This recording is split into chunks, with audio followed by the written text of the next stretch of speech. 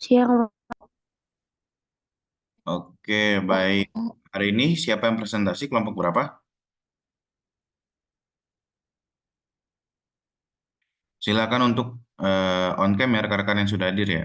On cam lalu yang untuk presentasi disiapkan ya di raise hand.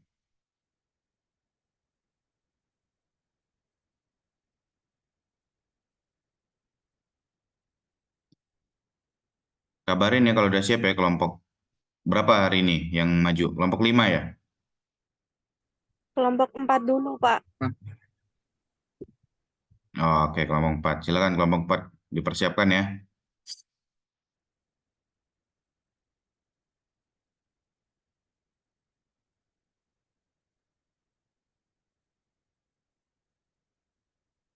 Yang lain yang sudah hadir boleh on cam ya. Yang tidak on cam akan saya kembalikan ke waiting room atau saya keluarin gitu.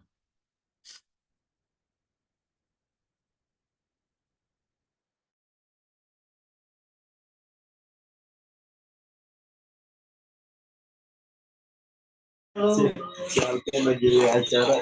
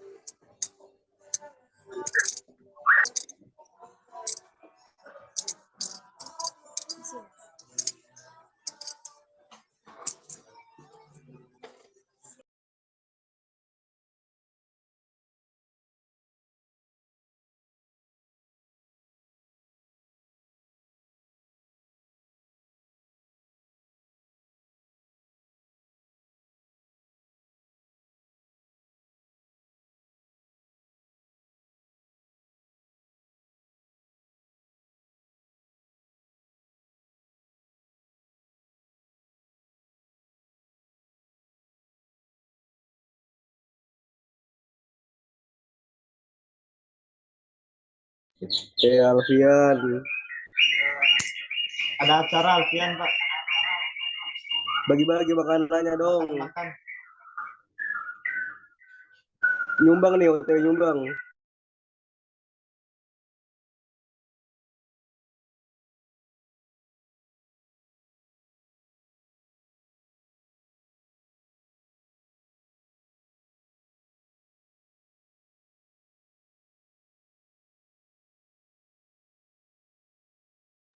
Oke, silakan dimulai.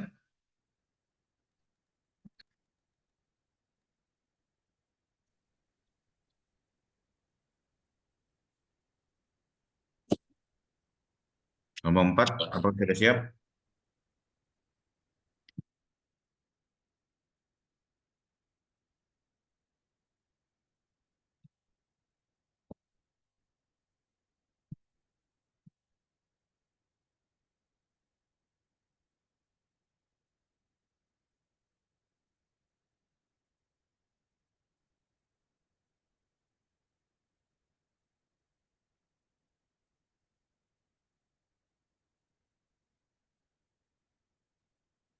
Jadi hari ini kita akan membahas tentang Simpus ya, sama SIMRS. Jadi sama Canva ya, dari kelompok 5. Atau PPT atau yang lainnya gitu. Pokoknya yang penampil grafik gitu ya. Silakan untuk kelompok 4 dipersiapkan. Yang merasa kelompok 4 silakan raise hand ya. Yang nggak tahu raise hand-nya di mana ada di reaction.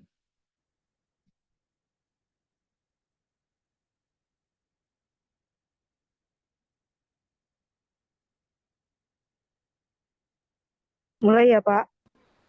Oke, silakan. Assalamualaikum warahmatullahi wabarakatuh. Udah. Saya dari Sistem Informasi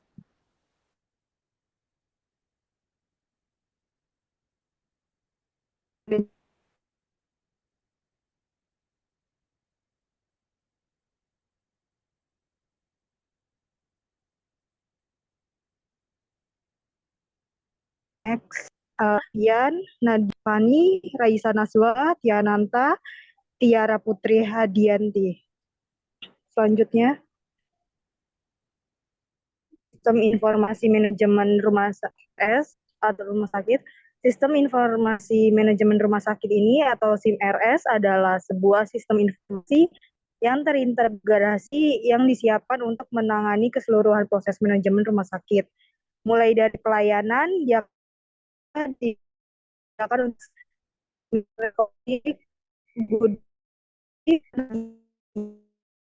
untuk personalia, pengajian karyawan, tes akuntansi sampai dengan pengendalian manajemen. Sistem informasi manajemen rumah sakit INS yang akan sebuah harus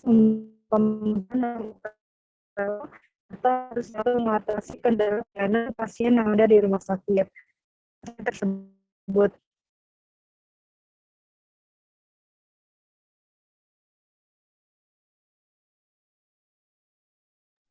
Saya akan melanjutkan, yaitu tentang fungsi dan manfaat SIM-RS atau Sistem Informasi Manajemen Rumah Sakit.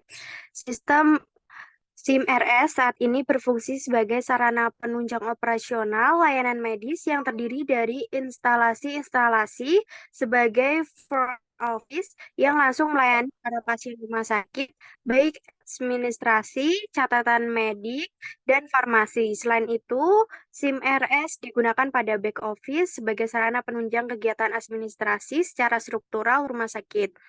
Dan manfaat SIM-RS adalah untuk mengendalikan mutu pelayanan, mengendalikan mutu dan penilaian produktivitas, penyederhanaan pelayanan, analisis manfaat dan perkiraan kebutuhan, penelitian klinis, pendidikan, serta perencanaan dan evaluasi program di rumah sakit. Next.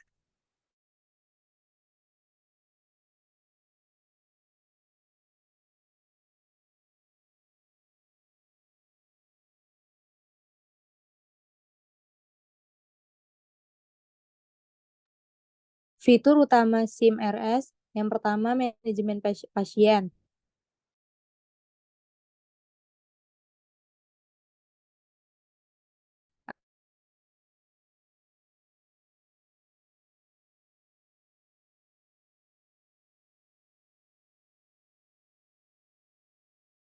Ada jadwal rawat jalan, ada inventaris dan manajemen obat, ada manajemen alat kesehatan, pengelolaan SDM seperti dokter, perawat, dan staf lainnya. Lalu yang keempat ada pelaporan dan analitik, ada laporan statistik kesehatan, terus juga ada analisis data untuk pengambilan keputusan. Lalu yang kelima ada integrasi dan komunikasi. Integrasi dengan sistem lainnya kayak seperti BPJS dan komunikasi antar unit di rumah sakit. Selanjutnya next.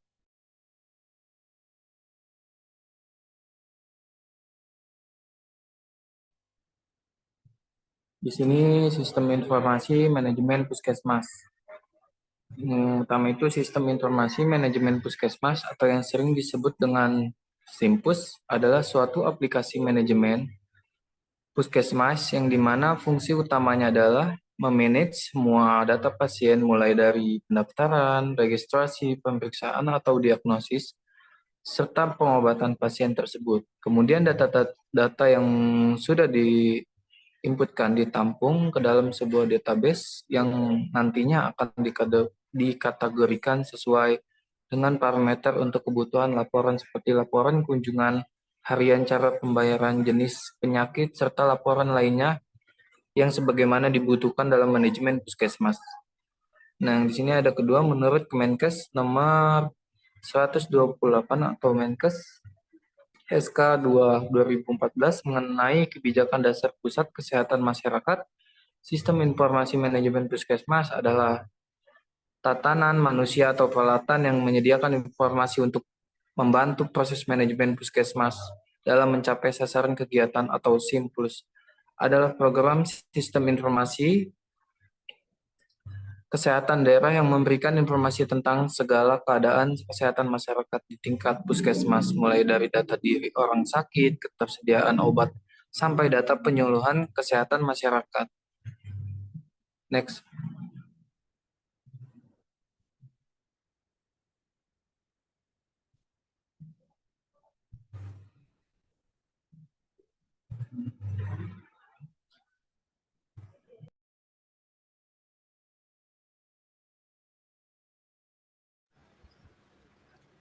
Oke, next ada tujuan dari Simpus.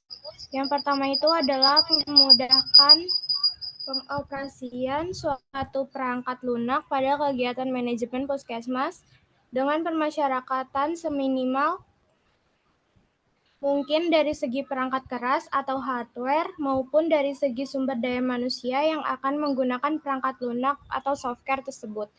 Yang kedua, membantu dalam mengolah data puskesmas serta pembuatan berbagai laporan yang diperlukan seperti laporan harian dan juga bulanan.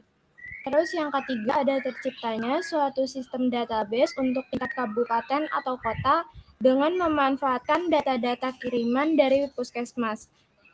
Terus yang keempat, ada terjaganya data informasi puskesmas dan dinas kesehatan sehingga dapat dilakukan analisis data dan evaluasi untuk berbagai macam penelitian.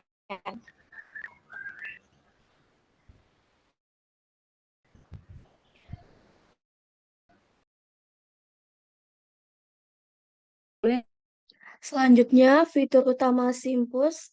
1. Manajemen pelayanan. Pendaftaran pasien, rekaman medis elektronik, pelayanan imunisasi, KAA, kesehatan ibu dan anak, dan program kesehatan lainnya. 2. Manajemen logistik, yaitu ada pengolahan stok obat dan alat kesehatan, pelaporan penggunaan obat. 3. Ada manajemen keuangan, pencatatan biaya layanan, pelaporan keuangan, dan 4. Ada pelaporan kesehatan, yaitu ada pelaporan kedinasan kesehatan kabupaten kota, dan ada statistik dan analisis kesehatan masyarakat. 5. Ada pengelolaan program kesehatan, yaitu ada pemantauan program-program kesehatan seperti TB, HIV atau AIDS, gizi, dan kesehatan lingkungan. Next.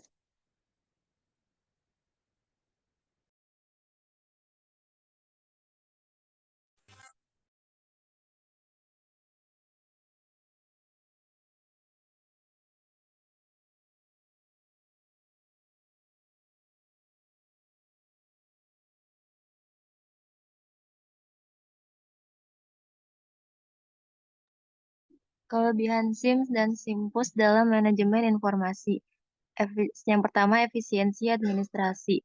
SIM dan SIMPUS membantu mengotomatiskan banyak proses administratif seperti pencatatan pasien, jadwal dokter, dan pengelolaan inventaris. Yang kedua, peningkatan layanan pasien. Dengan sistem yang terintegrasi, informasi pasien dapat diakses dengan cepat dan akurat. Yang ketiga, pengambilan keputusan yang lebih baik. SIM dan SIMPUS menyediakan data yang lengkap dan terperinci tentang operasi rumah sakit, memungkinkan manajemen untuk membuat keputusan yang lebih baik dan strategis.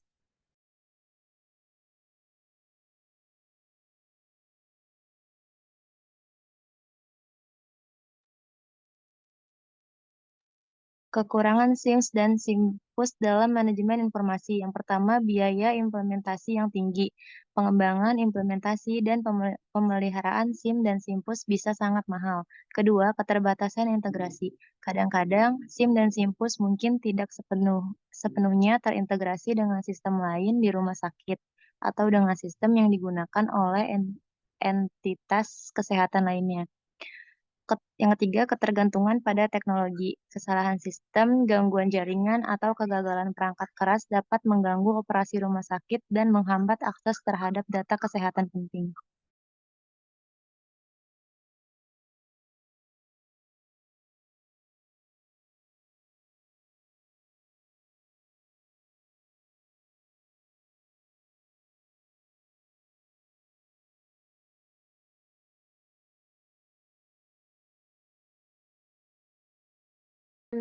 Perbedaan utama SIM RS dan SIMPUS. Skala dan kompleksitas SIM RS lebih kompleks dan mencakup banyak aspek operasional yang lebih luas dibandingkan dengan SIMPUS karena rumah sakit memiliki berbagai macam layanan spesialis dan subspesialis. Jenis pelayanan. SIM RS melayani pasien rawat inap dan rawat jalan dengan layanan spesialisasi yang lebih luas. Sementara SIMPUS lebih fokus pada pelayanan kesehatan dasar dan program kesehatan masyarakat. Integrasi. SIM RS seringkali terintegrasi dengan berbagai sistem kesehatan lain di tingkat nasional seperti BPJS, sedangkan SIMPUS lebih fokus pada integrasi dengan sistem kesehatan di tingkat kabupaten atau kota.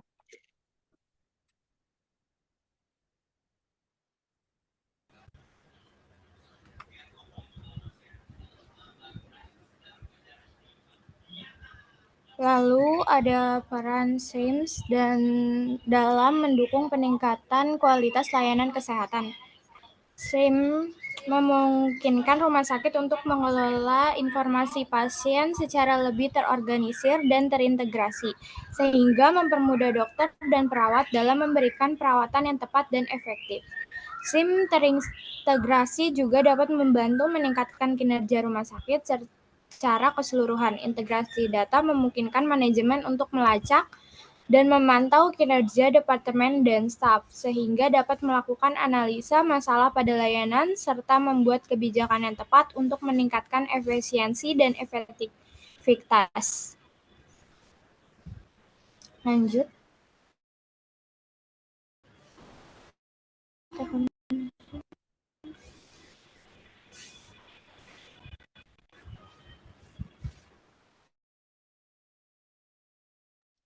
Tantangan SIM RS dan SIMPUS. Yang pertama ada kompleksitas data dan proses.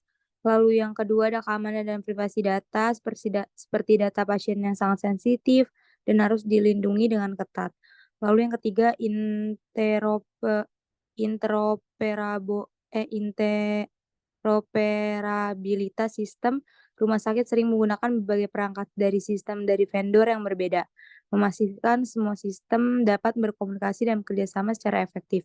Lalu yang keempat, ada biaya implementasi dan pemeliharaan, seperti pengembangan, implementasi, dan pemeliharaan SIM memerlukan investasi finansial yang signifikan. Lalu yang kelima, ada pelatihan dan perubahan manajemen. Next.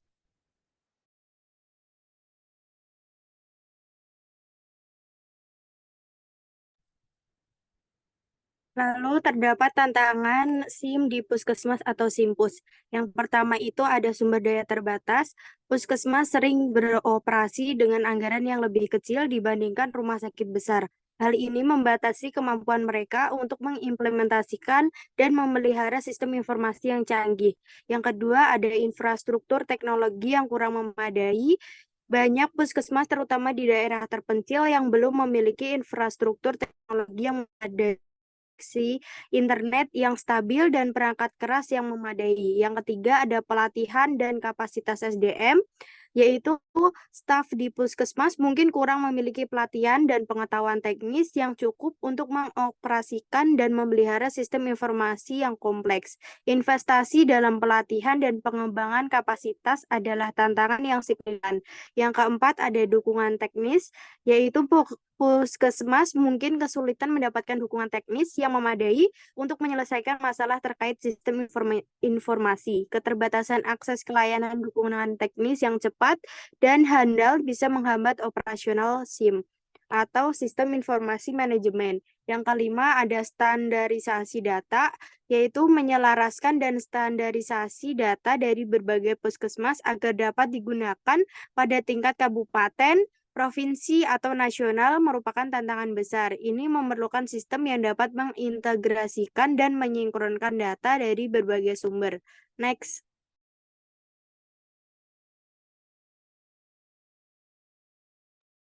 Kesimpulan dan saranan. Kesimpulan, peningkatan efisiensi SIMS dan SIMPUS secara signifikan meningkatkan efisiensi operasional dengan mengotomatisasi proses administrasi dan klinis, mengurangi waktu yang dihabiskan untuk pekerjaan manual. Akurasi data penggunaan sistem ini meningkatkan akurasi dan integritas data pasien yang penting untuk diagnosa dan perawatan yang tepat. Selanjutnya ada akses informasi. Kedua sistem ini menyediakan akses cepat dan mudah ke informasi pasien dan manajemen yang membantu dalam pengambilan keputusan yang lebih cepat dan lebih baik. Sarana pelatihan dan pengembangan pelatihan yang baik akan meningkatkan keahlian penggunaan dan mengurangi kesalahan penggunaan. Implementasikan langkah-langkah keamanan yang lebih ketat untuk melindungi data pasien dari akses yang tidak sah dan kebocoran data, termasuk enkripsi data dan autentikasi ganda.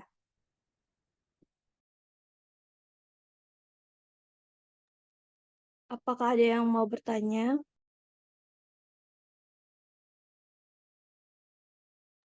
Oke, terima kasih untuk kelompok 4 ya sudah presentasi. Bagus banget nih PPT-nya nih. Jadi udah ada peraturannya juga, Permenkesnya, terus lengkap banget. Bagus, bagus, bagus. Oke, selanjutnya untuk kelompok 1, 2, 3, dan 5, silakan bertanya.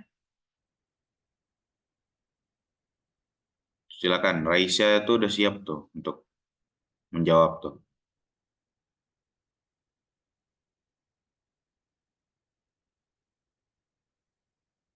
Silakan 1, 2, 3, 5. Jadi hari ini kita membahas Simpus dan CMRS ya. Jadi apa bedanya atau dan lain sebagainya silakan untuk bertanya ya. Tadi udah lengkap banget sih PPT-nya. Jadi silakan jika ingin ditanyakan.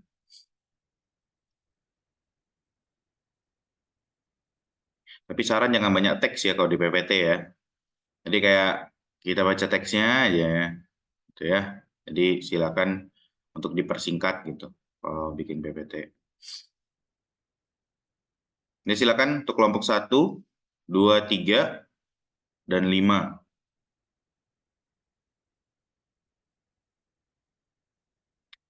Untuk bertanya.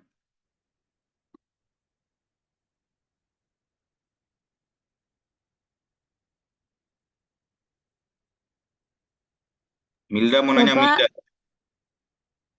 Siapa yang mau nanya? saya Pak dari kelompok 2. Oke, silakan. Pertanyaannya apa saja tantangan yang mungkin dihadapi dalam implementasi Simpus di Puskesmas dan di wilayah 3T? Sudah jelas belum kelompok 3? Kelompok berapa ini? 4. Sudah jelas kelompok 4?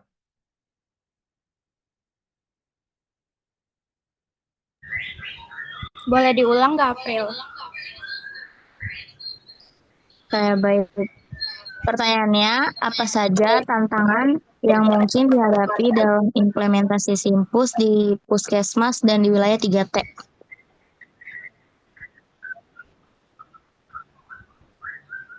Oke, bagus banget pertanyaannya. Udah paham kelompok 4? Sudah, Pak.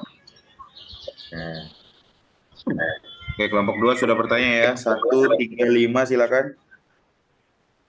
Saya mau bertanya, Pak, dari kelompok 5.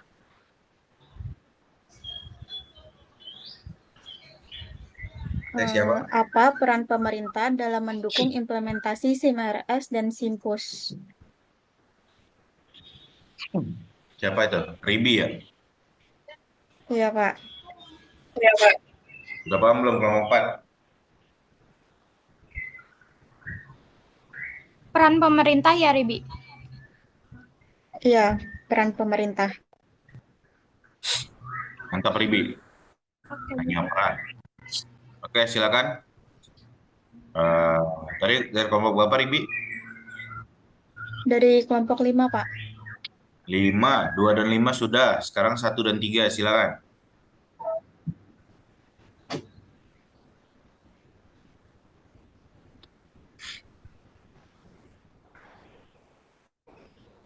Kelompok 1 atau kelompok 3?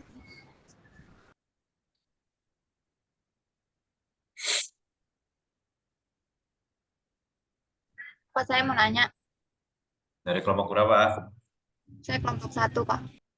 Oke, silakan Umaira. Jadi tadi yang di slide 5 itu kan ada membahas manajemen klaim asuransi ya. Terus pertanyaan saya, bagaimana SIM-RS dan SIMPUS mengintegrasikan data klaim dengan sistem perusahaan asuransi? Boleh diulang nggak ya, Kak? Bagaimana SIM-RS dan SIMPUS mengintegrasikan data klaim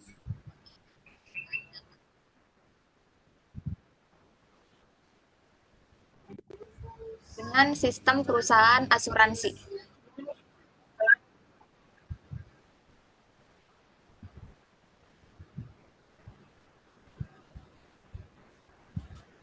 Mantap pertanyaannya. Sudah? Kelompok 4? Tinggal kelompok 3, Pak. Oke, silakan kelompok 3. Saya mau nanya Pertanyaan. 3. Siapa itu? Jadi pertanyaannya, seberapa efektif penggunaan SIMPUS terutama Siapa dulu? Siapa? Neng, nama siapa? Kelompok siapa? Saya adalah Syafana Putri dari kelompok 3. Oke, Pertanyaannya, mantap. Silakan. seberapa efektif penggunaan SIMPUS terutama pada daerah-daerah 3T yang tidak memiliki jaringan informasi, komunikasi, atau jaringan internet, dan bagaimana cara mengatasinya? Sudah jelas belum? Ulang, Del. Seberapa efektif penggunaan SIMPUS terutama pada daerah-daerah 3T yang tidak memiliki informasi komunikasi atau jaringan internet, dan bagaimana cara mengatasinya?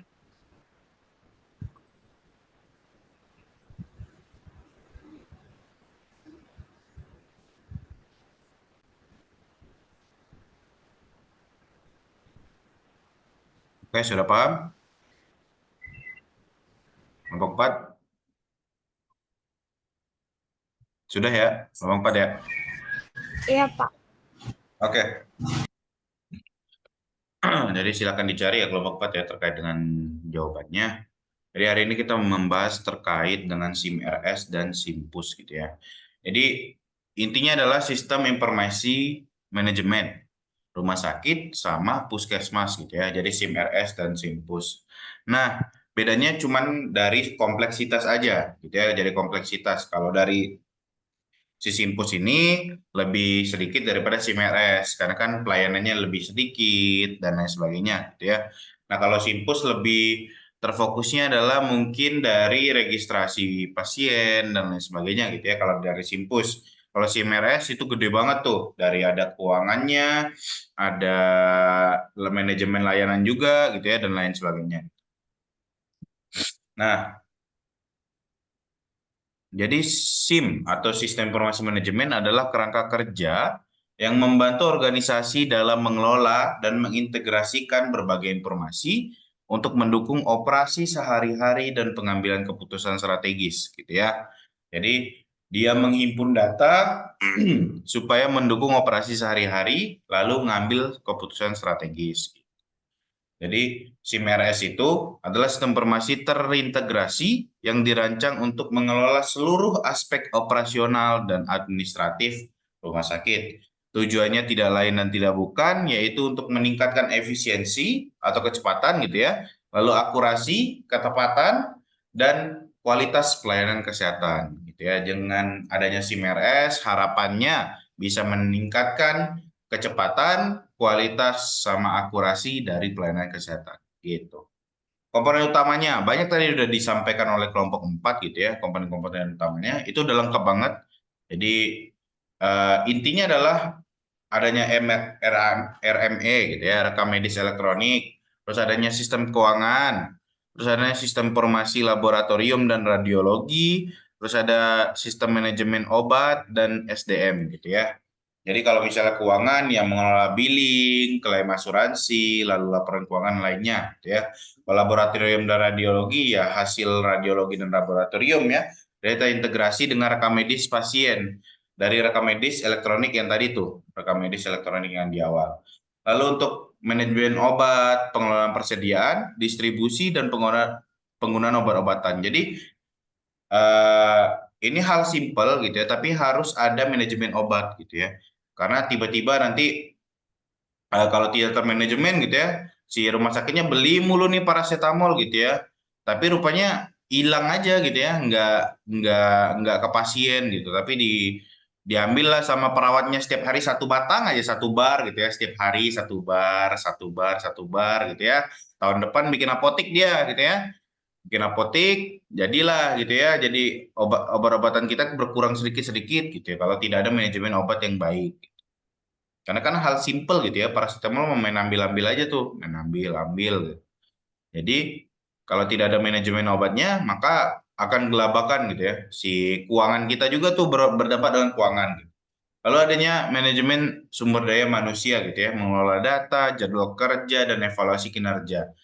Nah, yang kemarin kita bahas sempat yaitu sistem informasi dalam menetapkan posisi, itu kan dia membuat supaya si perawat itu tidak kelelahan gitu ya, terus jadwalnya tepat, tidak padat dan lain sebagainya. Nah, itu bisa di dalam SIM RS gitu ya. Nah, lebih simpelnya lagi kalau SIM RS ini adalah satu pintu gitu ya. Jadi satu pintu dari seluruh aplikasi.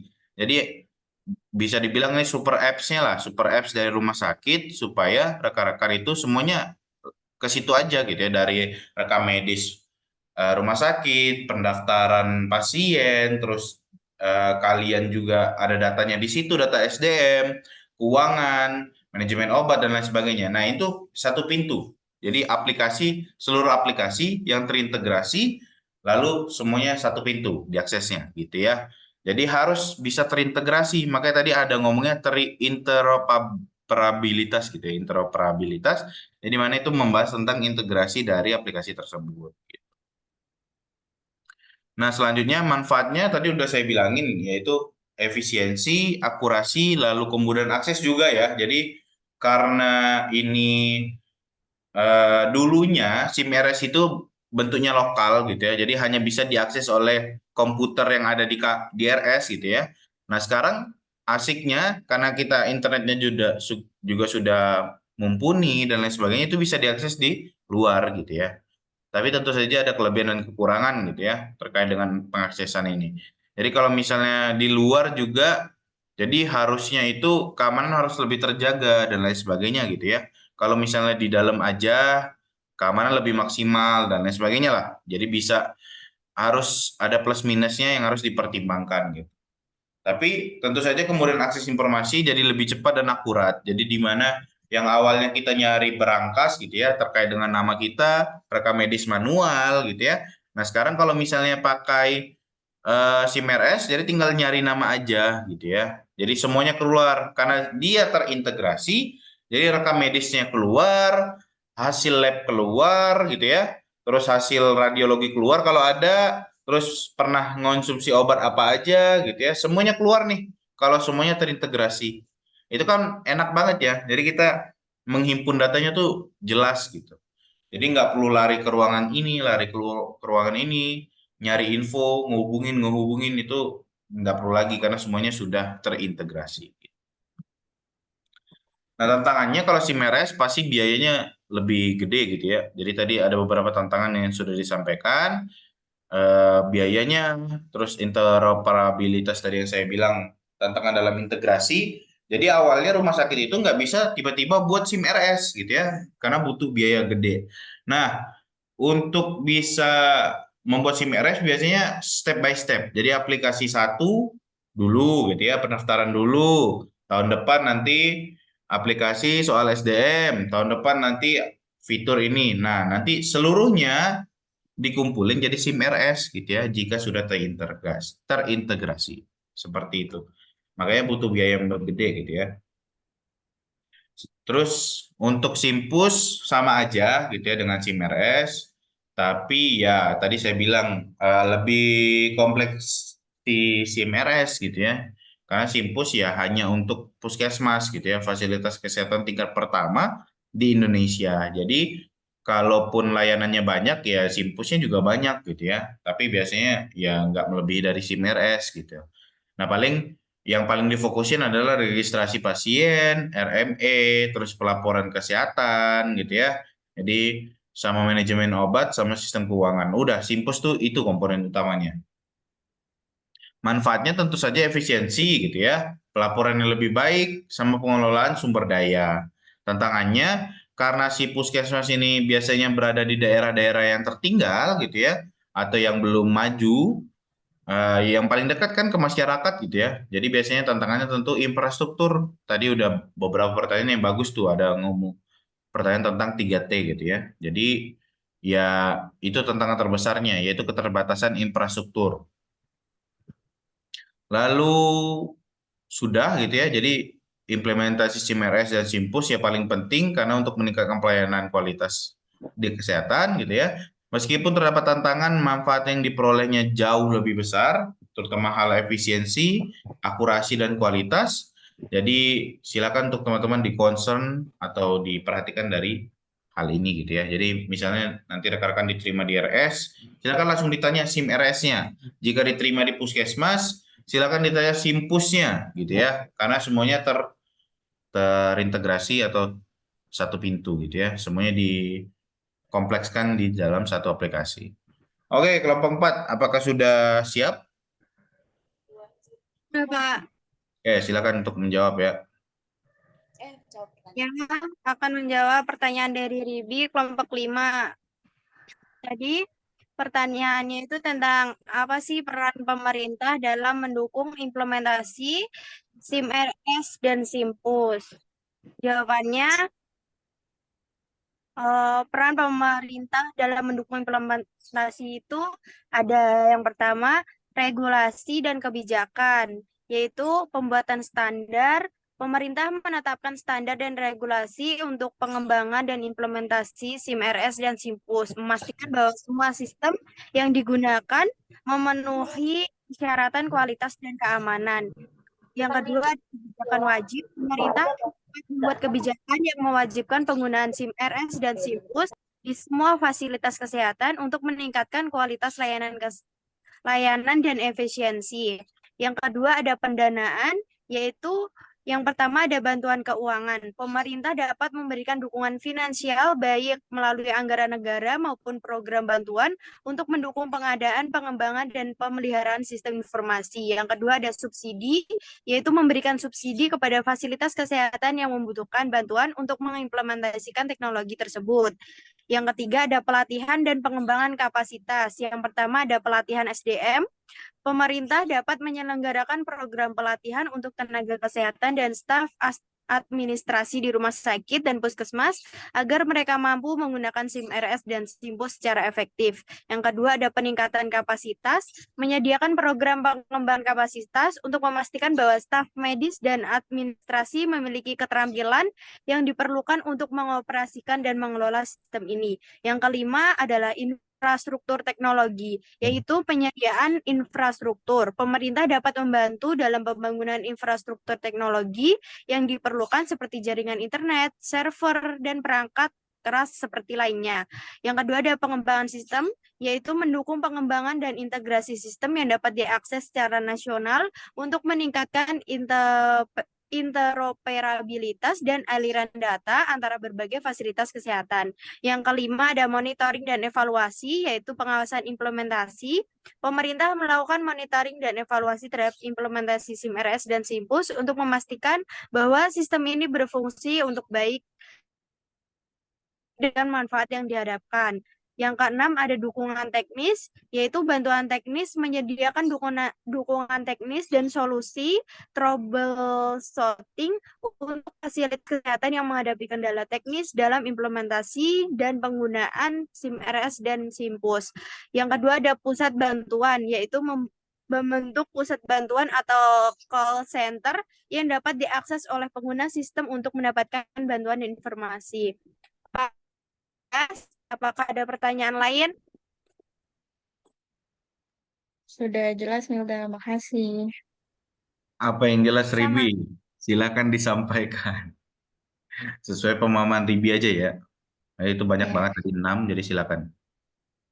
Tadi Melda menjelaskan peran pemerintah itu ada regulasi dan kebijakan, pendanaan, pelatihan dan pengembangan kapasitas, terus ada infrastruktur teknologi, monitoring dan evaluasi, dan dukungan teknis. Oke, bagus banget Ribia. Jadi memang pemerintah perannya yaitu mendukung gitu, supportnya dari segi kebijakan gitu ya, terus dari segi fasilitas, terus fasilitasnya ya banyak tuh dari internet, terus semuanya lah, semuanya. Jadi memang bagian yang support gitu ya, Ribia. Oke, silakan untuk pertanyaan selanjutnya dijawab.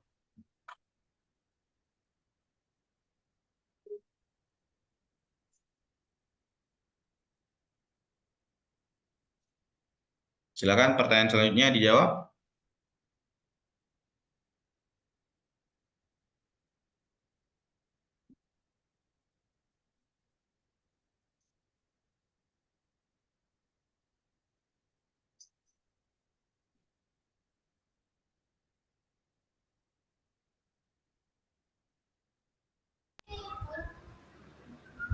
Oke, baik. Saya akan menjawab pertanyaan dari Adel.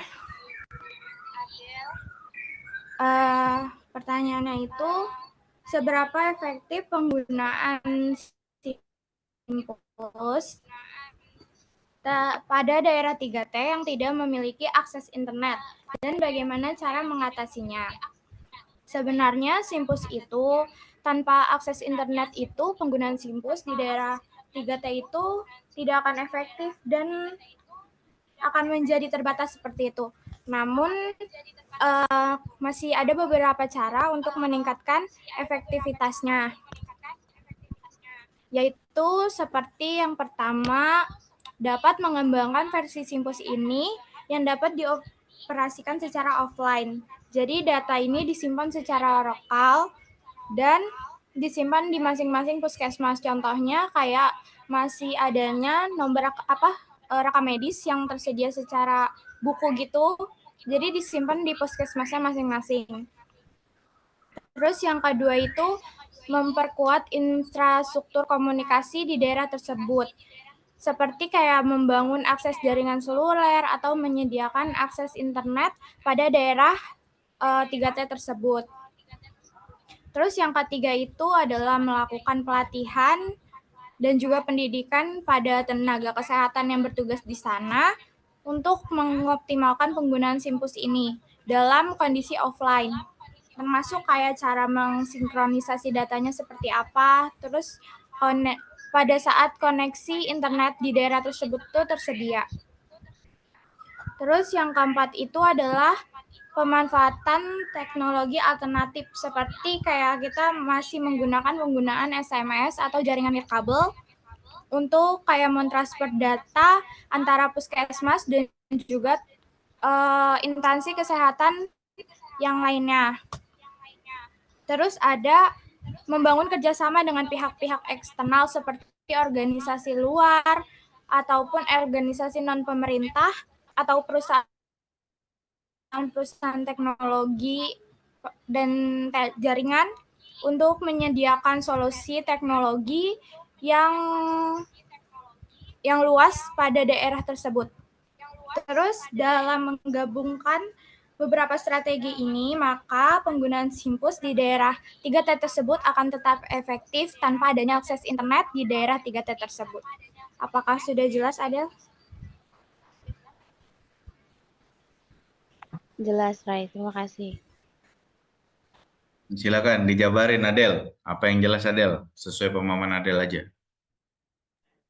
Baik, Pak. Jadi tanpa adanya akses internet itu penggunaan SIMPUS itu akan jadi terbatas atau kurang efektif gitu ya.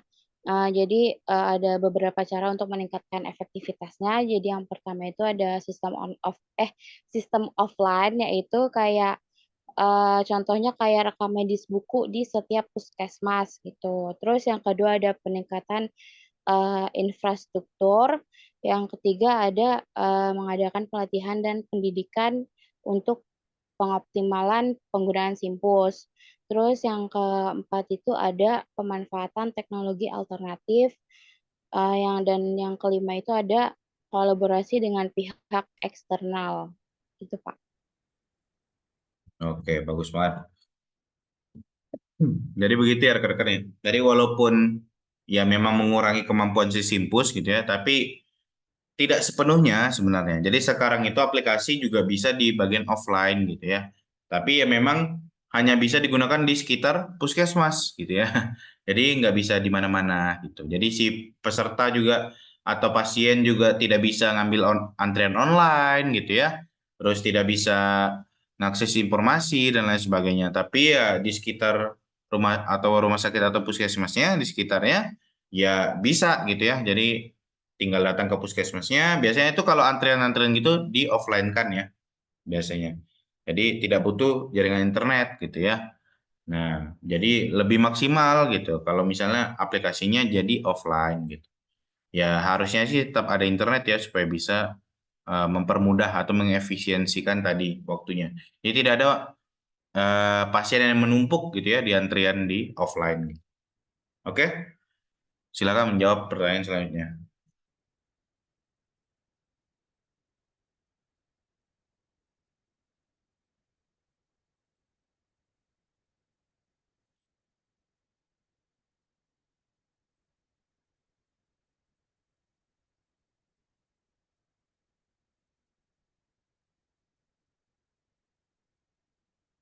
Sudah? Kelompok 4, silakan menjawab.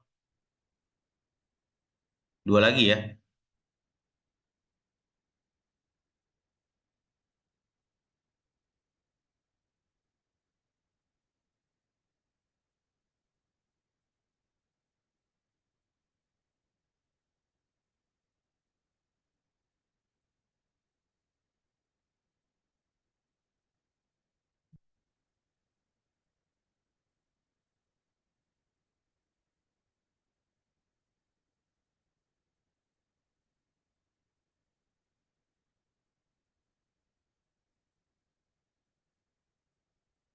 Masih belum kelompok 4?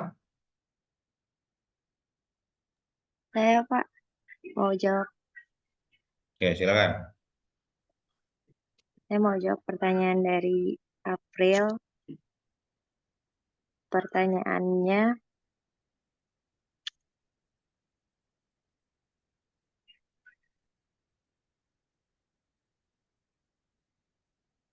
bentar Pak. Apa saja tantangan yang dihadapi implementasi Simpus di wilayah 3T? Jawabannya, beberapa tantangannya yaitu yang pertama infrastruktur teknologi, keterbatasan infrastruktur teknologi seperti jaringan internet yang tidak stabil atau bahkan tidak ada di beberapa daerah, serta keterbatasan listrik yang sering kali tidak cukup atau tidak stabil. Kedua, sumber daya manusia, kurangnya tenaga ahli yang memiliki kompetensi dalam teknologi informasi dan kesehatan, serta rendahnya tingkat literasi digital di kalangan tenaga kesehatan lokal. Yang ketiga, anggaran dan pendanaan. Keterbatasan anggaran dari pemerintah daerah atau pusat untuk mendukung implementasi dan pemeliharaan Simpus, termasuk biaya pelatihan, perangkat keras, dan perangkat lunak. Yang keempat, geografis dan aksesibilitas. Kondisi geografis yang sulit dijangkau seperti daerah pegunungan atau pulau-pulau terpencil yang menghambat distribusi dan pemeliharaan perangkat teknologi. Kelima, budaya dan sosial. Resistensi terhadap perubahan di kalangan tenaga kesehatan dan masyarakat lokal, serta kebiasaan dan budaya yang mungkin tidak mendukung penggunaan teknologi modern. Keenam, kebijakan dan regulasi. Kurangnya kebijakan yang mendukung implementasi Simpus, serta birokrasi yang rumit dalam proses pengadaan dan implementasi sistem. Ketujuh, sistem keamanan dan privasi data. Keterbatasan dalam sistem keamanan dan privasi data yang dapat menyebabkan kerentanan terhadap kebocoran data dan penyalahgunaan informasi kesehatan. Kelapan, pendidikan dan pelatihan. Kurangnya program pendidikan dan pelatihan yang memadai untuk memastikan tenaga kesehatan di wilayah 3T dapat mengoperasikan Simpus dengan efektif. Apakah sudah jelas, April? Sudah. Oke, April, silakan. Apa yang sudah jelas, April? Saya pemahaman aja, ada 8 tadi ya, silakan. Jadi tantangannya itu ada 8. Yang pertama itu ada infrastruktur teknologi seperti jaringan internet yang tidak stabil. Yang kedua itu ada sumber daya manusia. Yang ketiga itu ada anggaran. Keempat geografis. Yang kelima budaya dan sosial. Keenam kebijakan dan regulasi. Ketujuh sistem keamanan dan privasi data. Kedelapan ada pendidikan dan pelatihan. Itu aja sih Pak. Oke, udah dipahamin ya per masing-masing April ya. Oke, anggo aja ya. Oke, selanjutnya silakan. Terima kasih April.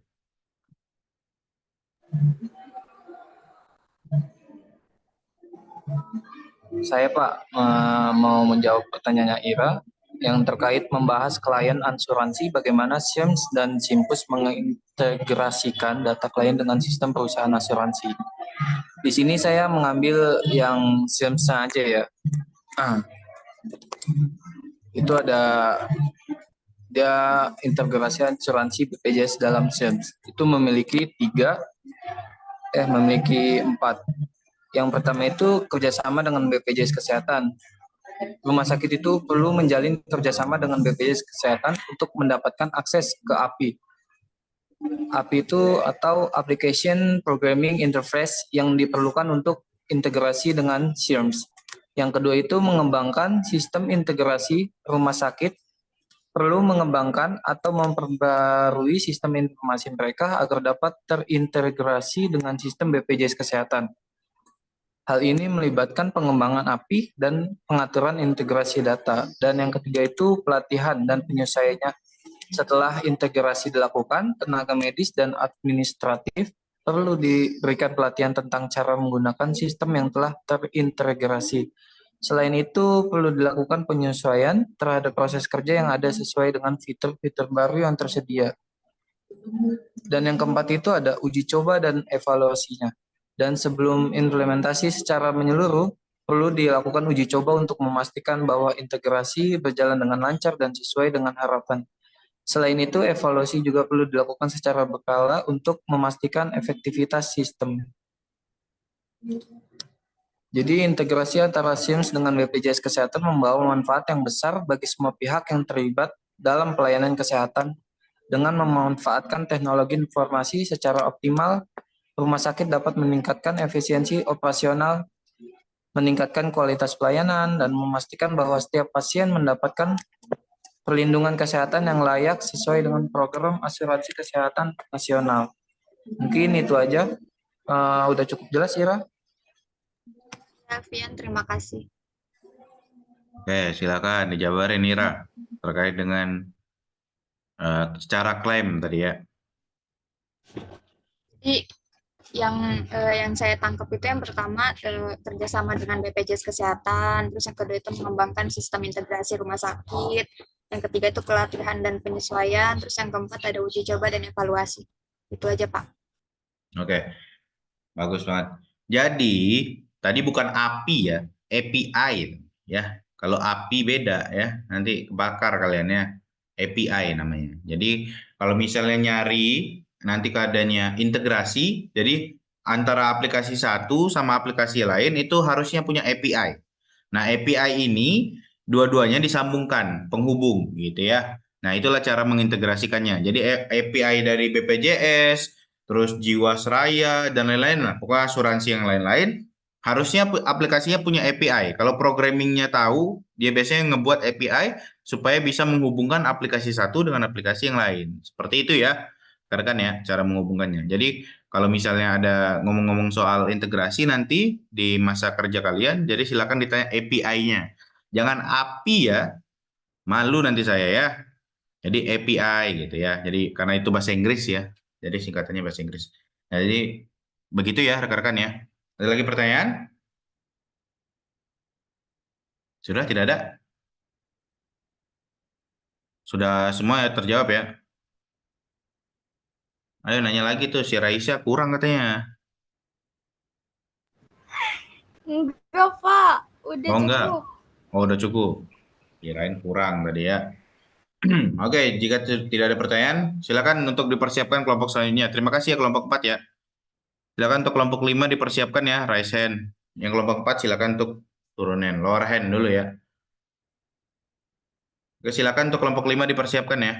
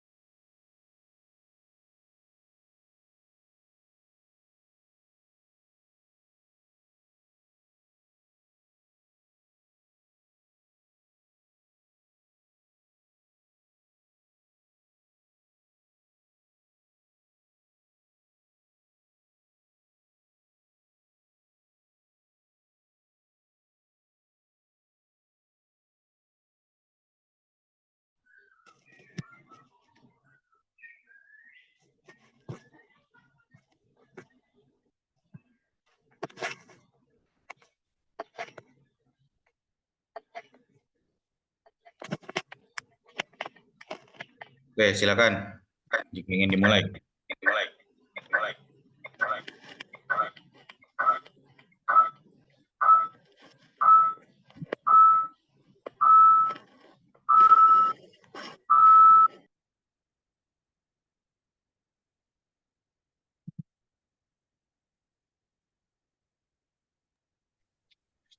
Oke, baik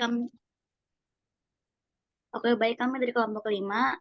Di sini akan menjelaskan tentang pembuatan grafik dan diagram sebagai media informasi kesehatan. Oke, silakan lanjut.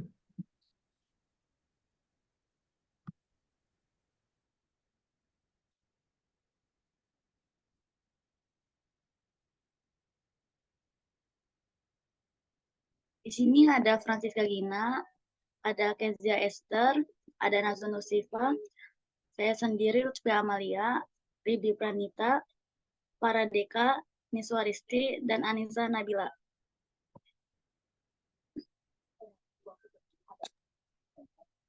Pengertian grafik dan diagram. Grafik adalah alat penyajian statistik yang tertuang dalam bentuk lukisan, baik lukisan garis, lukisan gambar, maupun lambang. Diagram adalah gambaran untuk memperlihatkan atau menerangkan sesuatu data yang akan disajikan. Pengertian media informasi. Media merupakan salah satu komponen komunikasi, yaitu sebagai pembawa pesan dari komunikator menuju komunikan. Sedangkan pengertian informasi secara umum adalah data yang sudah diolah menjadi bentuk lain yang lebih berguna, yaitu pengetahuan atau keterangan yang ditujukan bagi penerima dalam pengambilan keputusan, baik di masa sekarang atau di masa yang akan datang.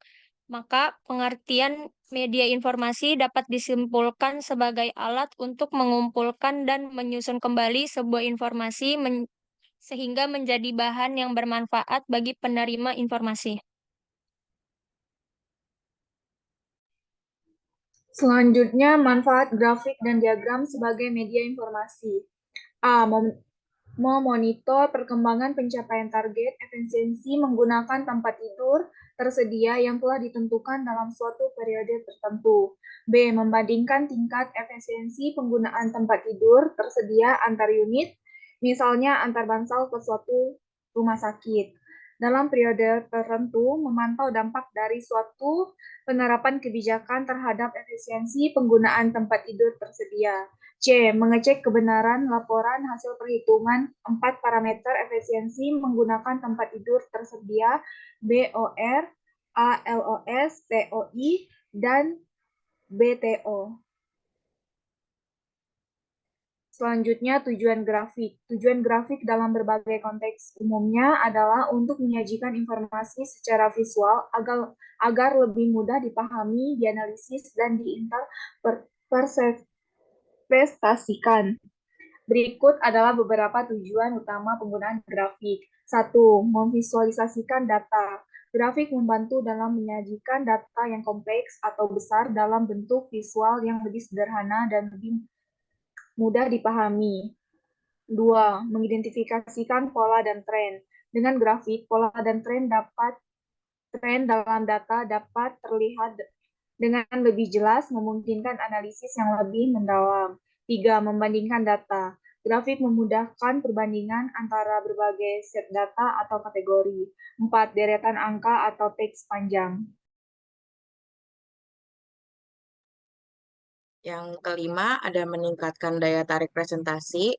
Visualisasi data melalui grafik dapat membuat presentasi menjadi lebih menarik dan juga interaktif. Keenam, ada menyampaikan pesan dengan cepat. Grafik memungkinkan penyampaian informasi secara cepat dan efisien karena visualisasi lebih mudah dipahami daripada deretan angka ataupun teks panjang. 7. Mendukung keputusan. Dalam bisnis dan penelitian, grafik digunakan untuk mendukung pengambilan keputusan dengan menyediakan gambaran yang jelas tentang data.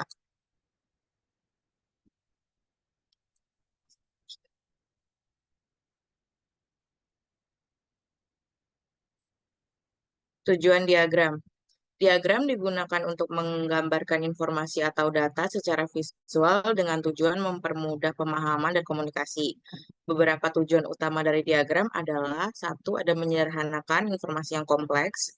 Diagram membantu menyederhanakan konsep atau data yang kompleks sehingga lebih mudah dipahami. 2. Visualisasi data. Menampilkan data dalam bentuk visual, grafik, peta, dan lain-lain, membuat tren dan pola menjadi lebih mudah dikenali.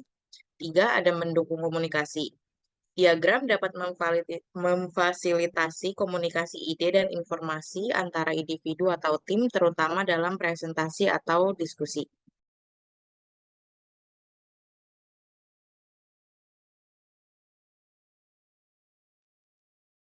Selanjutnya, yang keempat, membantu keputusan. Dengan menyajikan data secara visual, diagram dapat membantu dalam proses analisis dan pengambilan keputusan. Yang kelima, dokumentasi. Diagram sering digunakan untuk mendokumentasikan proses, sistem, atau data dalam bentuk yang mudah diakses dan direferensikan. Yang keenam, perencanaan dan pemecahan masalah. Dalam perencanaan proyek atau analisis masalah, diagram dapat digunakan untuk menggambarkan langkah-langkah, alur kerja, atau hubungan sebab akibat. Selanjutnya ada fungsi grafik dan diagram sebagai media informasi, yaitu untuk menggambarkan data-data dalam bentuk angka, data kuantitatif secara teliti, dan menerangkan perkembangan secara perbandingan suatu objek ataupun peristiwa yang saling berhubungan secara singkat dan jelas.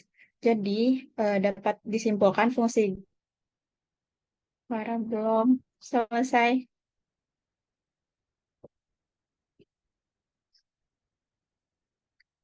Jadi dapat disimpulkan fungsi grafik yaitu ya A. Menggambarkan data kuantitatif dengan teliti, B. Menerangkan perkembangan perbandingan suatu objek ataupun peristiwa yang saling berhubungan secara singkat dan jelas. Kemudian ada jenis-jenis grafik atau diagram. Yang pertama ada grafik atau diagram batang.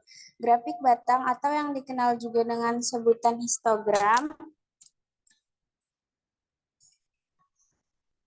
dipakai untuk menekankan perbedaan tingkat nilai dan beberapa aspek. Untuk lebih memperjelas perbandingan antara batang yang satu dengan yang lainnya, diperlukan warna-warna yang berbeda. Grafik batang pada dasarnya sama fungsinya dengan grafik garis, yaitu menggambarkan data berkala. Grafik batang juga terdiri dari grafik batang tunggal dan grafik batang ganda. A. Grafik batang tunggal, yaitu grafik yang terdiri dari satu garis untuk menggambarkan suatu hal atau kejadian. Yang B, ada grafik batang ganda, yaitu grafik yang terdiri dari beberapa garis untuk menggambarkan beberapa hal atau kejadian sekaligus. Yang kedua, ada grafik atau diagram garis. Grafik garis pada umumnya sering digunakan untuk menggambarkan suatu perkembangan atau perubahan dari waktu ke waktu. Sumbu X menunjukkan waktu pengamatan, sedangkan sumbu Y menunjukkan nilai data pengamatan suatu waktu tertentu. Kumpulan waktu dan pengamatan membentuk titik-titik pada bintang XY. Selanjutnya, dari tiap dua titik yang berdekatan dihubungkan dengan garis lurus sehingga akan diperoleh diagram garis atau grafik garis. Selanjutnya jenis-jenis grafik atau diagram lingkaran. Grafik lingkaran yaitu penyajian dari data statistik dengan menggunakan gambar yang berbentuk lingkaran atau gambaran naik turunnya data berupa lingkaran untuk menggambarkan persentase dari nilai total atau nilai keseluruhannya. Pembuatan grafik dan diagram sebagai media informasi. Pembuatan grafik dan diagram yaitu untuk menunjukkan perbandingan informasi yang kualitatif dengan cepat dan sederhana, serta untuk menyampaikan informasi kuantitas suatu kategori tertentu agar lebih mudah dipahami trennya. Data-data dalam bentuk uraian deskriptif yang ruwet dan juga kompleks bisa disederhanakan dengan menggunakan grafik. Jadi, jika sebuah grafik sulit dibaca atau dipahami, berarti akan kehilangan manfaat yang berharganya.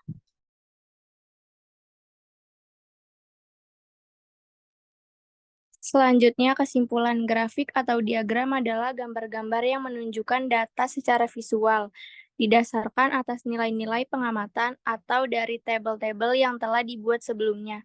Tujuannya pembuatan grafik dan diagram yaitu untuk menunjukkan perbandingan informasi yang kualitatif dengan cepat dan sederhana, serta untuk menyampaikan informasi kuantitas suatu kategori tertentu agar lebih mudah dipahami trennya. Data-data dalam bentuk uraian deskriptif yang ruwet dan juga kompleks bisa disederhanakan dengan menggunakan grafik. Jadi, jika sebuah grafik sulit dibaca atau dipahami, berarti akan kehilangan manfaat yang berharga.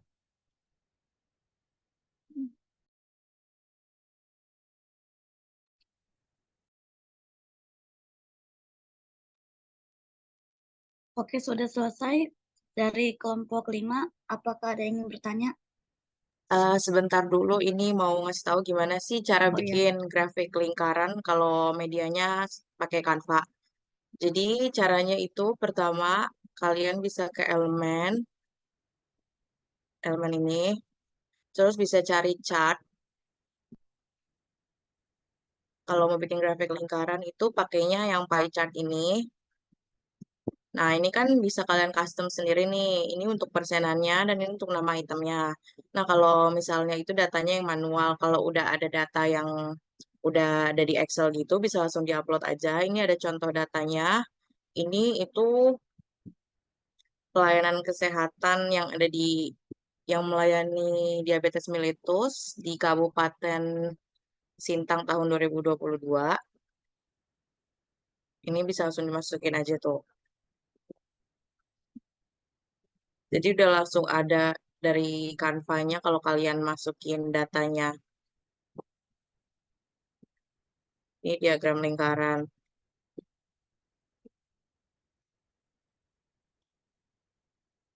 Kalau mau pakai yang manual juga bisa dimasukin manual kayak tadi.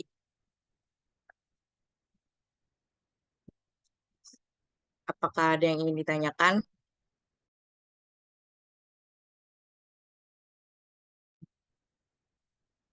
Oke, kelompok 5. Tadi saya miss ya, saya keluar, jadi udah selesai presentasinya. Sudah, Pak, sudah selesai. Oke, jadi ini prakteknya ya. Silakan dicobain lagi prakteknya. Jadi gini Pak, ntar dihapus dulu. Gak apa-apa, Nio aja. Jadi dari elemen, itu kalau mau yang chart, bisa cari langsung di chart. Terus pilih yang pie chart ini, kalau mau diagram lingkaran. Nah ini kalau manual bisa diganti dari sininya. Terus kalau emang udah ada datanya, ini contoh yang udah ada datanya. Ini data pelayanan kesehatan penderita diabetes menurut Kecamatan Sintang tahun 2022. Tuh, ini langsung udah ada kalau udah ada datanya nanti dimasukin ke dalam Canva-nya juga udah langsung otomatis ada, Pak. Oh, oke. Mantap sekali, Farah. Oke, silakan. Sudah semua? Ada lagi mau disampaikan? Tidak ada? Oke, silakan kelompok 1, 2, 3, 4 untuk bertanya terkait dengan gimana cara penggunaan Canva ya. Kalau bisa tombol-tombolnya aja langsung ditanyain ya. Itu si Farah udah siap itu. Kegunaan-kegunaan setiap tombol di Canva tanyain aja gitu. Kalau misalnya Enggak, Pak. ya harus siap, jangan enggak. Ya. Silakan kelompok 1, 2, 3, 4. Ini kok orangnya makin berkurang ya? Wah, ini saatnya saya kick aja kali ya. Masa kita bersembilan doang nih. Oke, silakan. Kelompok 1, 2, 3, 4. Terus si Gina juga udah siap itu. Ayo nanya, masa Gina nanyain kalian mulu? Sekarang nanyain Gina coba. Silakan.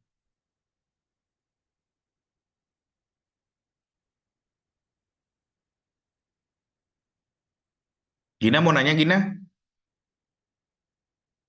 Nggak. Oh. Oke, silakan. Kelompok 1, 2, 3, 4.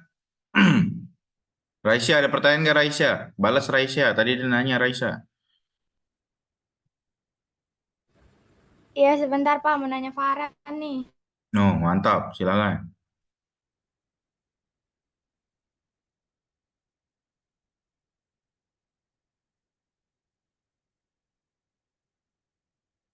Satu, dua, tiga, empat. Silakan. Waktu kita udah mau habis, guys. Silakan.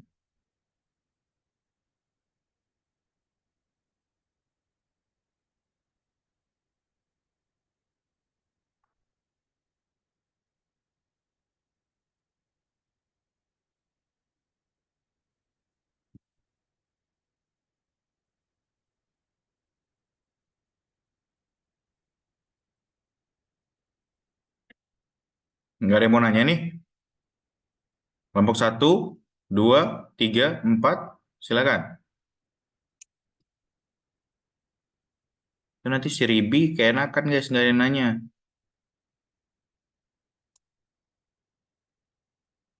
Pian, nanya Pian.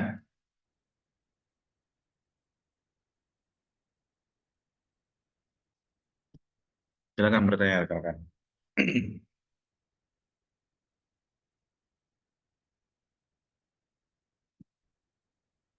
Oh, ini nggak ada yang mau nanya nih. Diancam apa nih sama si Gina nih?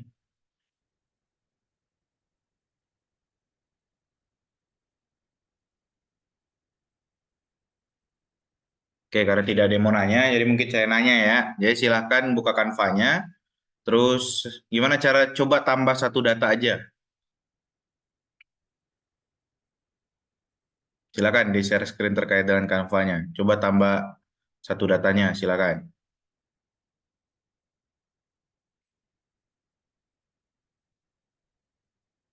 Nah, silakan. Gimana cara Gimana, nambahin? Pak?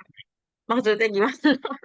Iya, tambahin aja datanya satu aja, satu data lagi supaya terisi. Nah, di sini aja yang di pie chart ini. Coba tambah satu datanya. Nah, gimana cara nambahin data?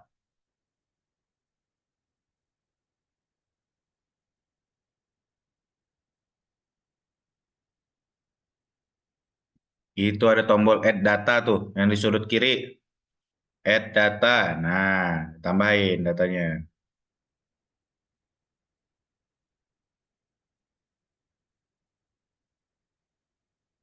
Bisa? Mau nambahin apa? Ditambahin aja datanya. Data kedua satu gitu. Cobain. Enggak, harus dari data yang sini.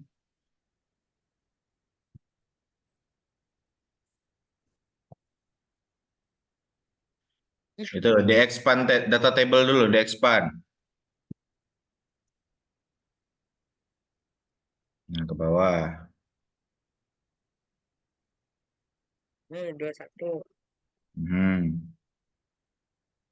Apa ini, Pak? Ya bebas, tulis aja di situ apa, daerah apa, kecamatan apa. Yang di atasnya apa itu? Kecamatan. 50. Kecamatan Sintang. Nah, ya udah tulis. Bojonggede, Bu. Nah, tuh Bojonggede, tulis. Mangga Besar. Oke. Hmm. Terus Itu Ada apa Mang- tuh? puskesmasnya Bojonggede juga. Mangga Besar tadi katanya. Mangga Besar. Nobel. Nah, itu kopikan ke bawah, jangan dihapus. Oh,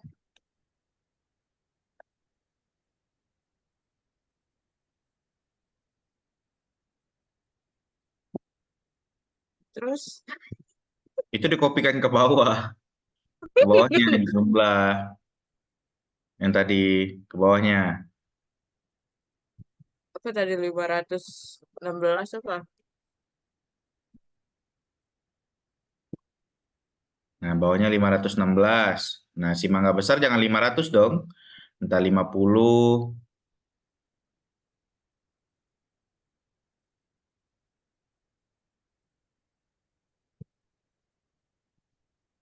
Nah, di bawahnya baru 516.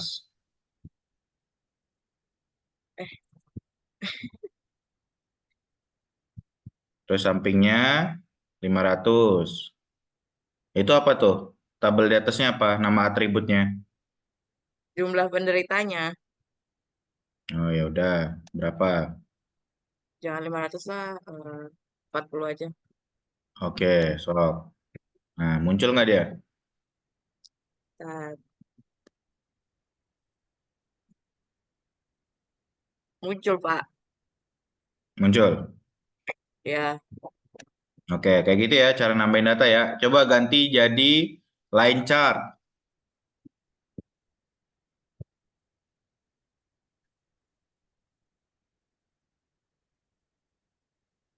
Widih, nah, udah jago gitu.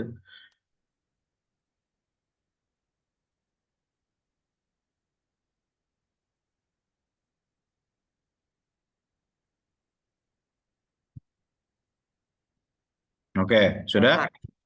Dah, Ada data tahun nggak di sini? nggak ada, cuman jumlah Jumlah penderita aja. doang. Iya, heeh. Oke. Oke, segitu aja ya rekan-rekan ya. Ada lagi pertanyaan nggak? Jadi ini cara menampilkan diagram dan grafik di Canva gitu ya. Jadi paling ya seperti inilah kurang lebih. Jadi silakan rekan-rekan dieksplor ya. Terima kasih ya Farah ya. Ya, Oke, makasih, Pak. untuk kelompok lain silakan ada pertanyaan nggak? Tidak ada? Wah mantap ini Ginanya nih. Diapain nih orang-orang ini nggak nanya nih? Humaira, nggak mau nanya Humaira? Tidak, Pak. Oke. Wah takut gini ya. Oke silakan. Rekan-rekan jika tidak ada pertanyaan lagi, mungkin kita cukupkan ya perkuliahan kita hari ini ya. Enak banget ya segini ya. Oke.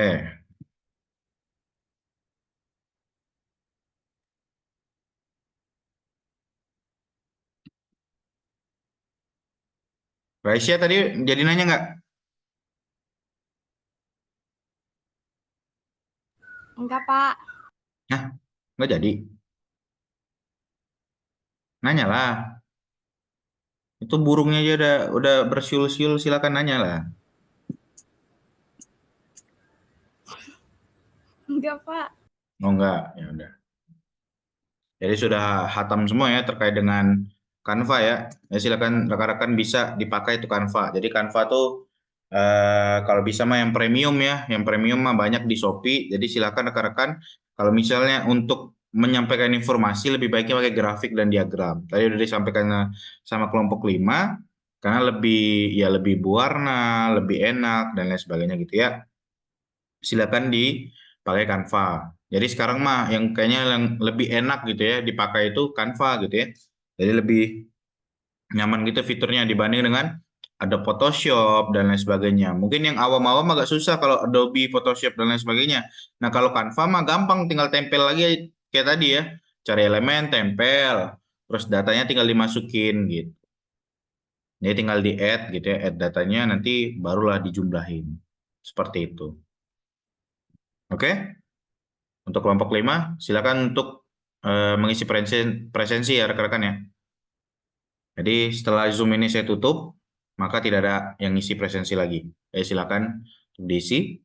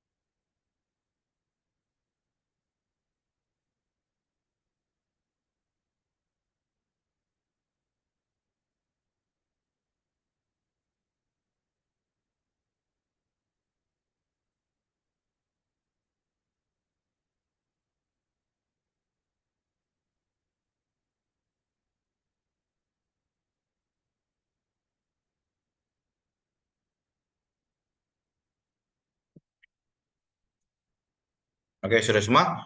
Oke, baik. Mungkin sekian kuliah kita hari ini. Semoga apa yang kita diskusikan bermanfaat bagi kita semua gitu ya. Oke, untuk mengakhiri, mungkin kita screenshot dulu ya rekan-rekan ya. Oke, silakan untuk di on cam ya.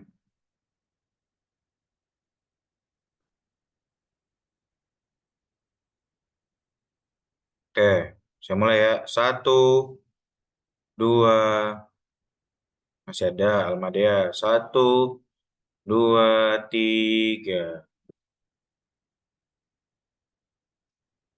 Oke. Bentar ya.